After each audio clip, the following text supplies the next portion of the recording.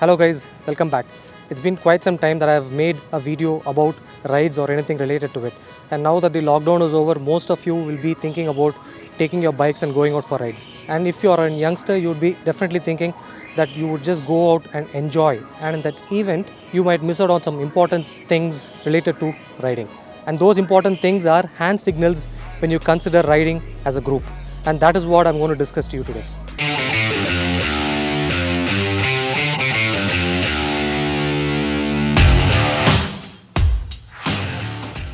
So before starting this video, I'd like to start off by saying it is still not safe out there to go out and stay in some unknown place or eat food from any unknown place where a lot of public come around, where coronavirus cases are now only on the increasing trend and we don't know we are going to just attain the peak maybe in a couple of months. So it's still good to be safe out there. Okay, now let's start. There are a bunch of hand signals which you should remember. At least 16 of them are there. Most of them are very simple and easy to follow unless you start doing them on a regular basis as you go on rides. Just a note before we start the hand signals. All the hand signals that you do will be only with your left hand. There's only one signal that involves your leg, that is your right leg. So all the signals come only with your left hand. Your right hand is not to be used. It is to control your bike. So here is the first one. So if you need to turn left, all you need to do is just put out your hand straight out, which means you're going to turn left. This is quite as simple as what I say. Just put your left hand out and you'll be indicating to your team members who are coming behind you that you're turning left. The second of the hand signal is to turn right. For this, you're not going to put out your right hand, whereas you're going to bend your elbow straight up 90 degrees like this and keep your hand straight like this. This indicates that you're going to turn towards the right side where your right hand is still on the handle. You're not going to move your right hand.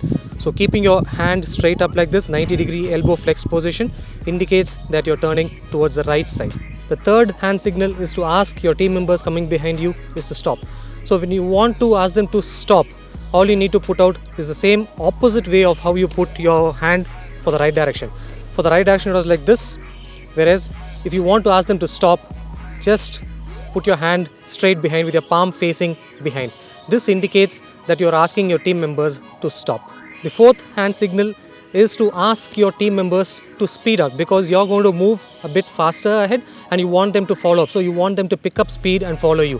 In that case, all you have to do is just extend your arm down like this and show upwards like this, which means you're going to speed up and you want them also to pick up speed and come right along with you. Now the fifth hand signal is to ask them to slow down. When you want them to slow down, all you have to do is just put your hand out with your palm facing down and bring your hand down towards your body. So this indicates that you're asking them to slow down. You may have some obstacle ahead. You may want them to slow down. You may have a vehicle coming right ahead of you or some dangerous curve. So this is the way you should ask them to slow down. The sixth hand signal is just to indicate follow me. So how do you say you just follow me? When somebody wants someone else to follow, it means that you're going to be the leader. So what does the leader do? He puts up his hand. This is a simple thing. Okay, just put up your hand and say follow me. That's it. No movements, nothing. When you raise your hand up, it means you are the leader and your team members are going to follow you. Then comes the seventh hand signal. You ask someone else who's coming right behind you to lead the way. You want them to be the alpha.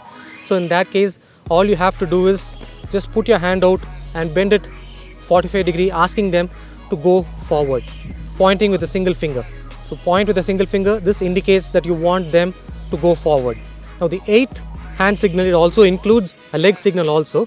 You want to indicate some hazard on the roadway. There might be a pothole, there might be a speed breaker coming ahead.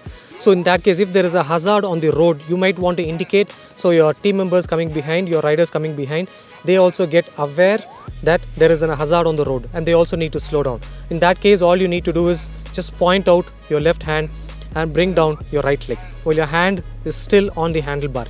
So this is how you indicate that there is a hazard on the roadway. This has certain disadvantages. Sometimes when you point out on the left side, they might think the hazard is on the left side, which may not be the case. The hazard may be on any side. And this hand signal cannot be done for too long because your legs are off the brake. When your legs are off the brake, you're going to lose control. So make sure you just point out and get back to your position as fast as possible. And when you're steady, again you can repeat it. The ninth hand signal is a single file. What do you call as a single file? When you're trying to go ahead, the person coming behind you gets indicated by you telling there is a single file to be taken over and he can come. or whether there are two files. So the ninth one is about a single file. All you need to do, indicate a single file, is point out your one index finger and raise your hand up. This indicates a single file when you're overtaking. They also can understand that the number of vehicles that are there ahead. As a leader, it is your duty to indicate them the number of vehicles that are ahead, a single file. And the 10th hand signal is a double file. So double file means there are two vehicles ahead. So when there are two vehicles ahead, you put out two fingers, that is your index finger and your middle finger, and raise your arm and your forearm straight up like this. Just like how you did for the single file, only difference is you put out two fingers, indicating that there are two files ahead. So the rider who is coming behind you, he is aware that there are two files ahead and he needs to be more cautious about it. Now while you do all these hand signals, there are some confusing hand signals which the rider behind you has to follow very clearly. For example, when I showed you the follow me hand signal, it is straight up like this with your palm facing forward, which means I am the leader. Okay, but if it is one finger, it is a single file. If it is two fingers, it is a double file. Now the 11th hand signal is a comfort stop. Comfort stop is you stop down gradually. You may not use this hand signal much, but it still may be useful in certain situations where you look ahead, you might want to stop, you might see a petrol pump ahead there, and you want to go there. So you see that board and you start indicating that there's a comfort stop. So in that case, you have to hold your fist, extend your elbow like this, and just do a short motion like this. A short motion like this tells that there is a comfort stop. You're going to slow down and gradually stop. Whereas your stop is different.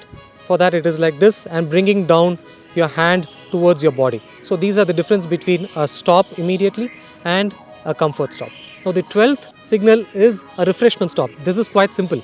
So when you think you need a refreshment, you need to indicate your riders behind you, telling that it is time for a refreshment stop. And it's quite simple. All you need to do is just put out your thumb and show it towards your mouth that you need something to drink.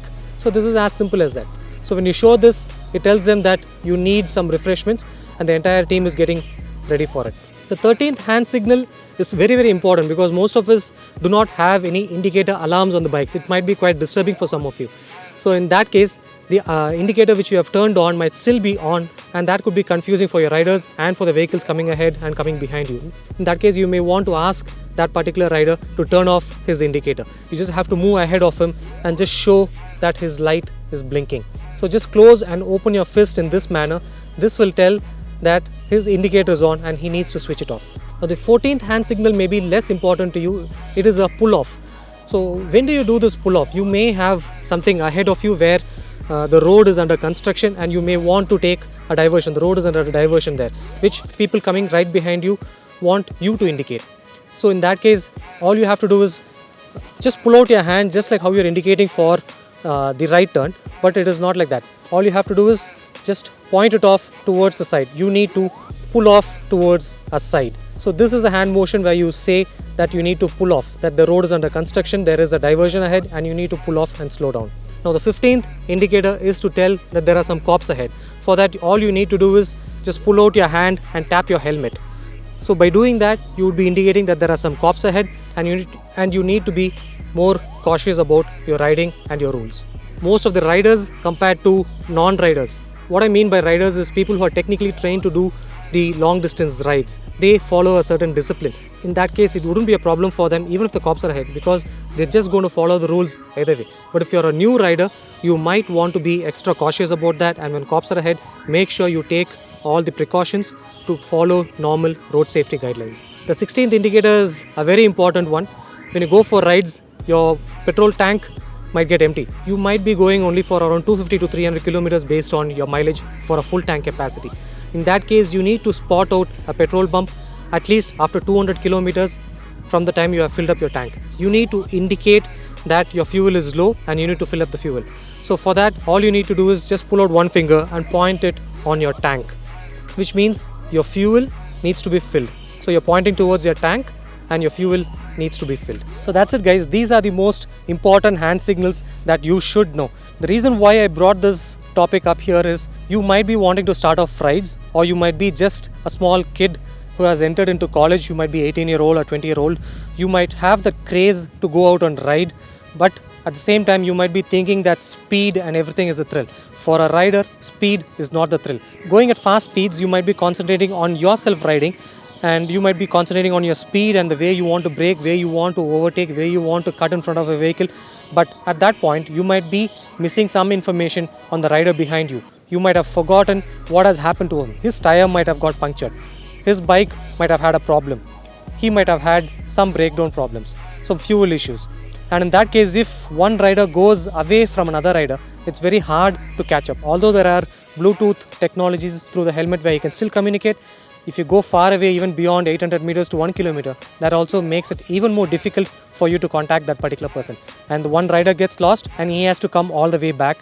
And all the speed which you have covered in that particular time is lost. So it's better you drive or ride together as a group and make sure you watch the exact one rider behind you. And the person riding right behind you, he has to watch the next person behind.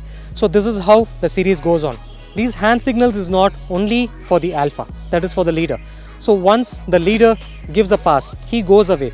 And if the second person thinks the third person needs a hand signal, it is his responsibility to pass over that particular signal to him so that he passes over to the rider. So this is how it goes on. So always consider riding as a group, riding together, riding safe, riding slow and steady, and make sure you cover the distance safe without any problems so that you can enjoy your ride, explore whatever you want to do in the most happiest way possible.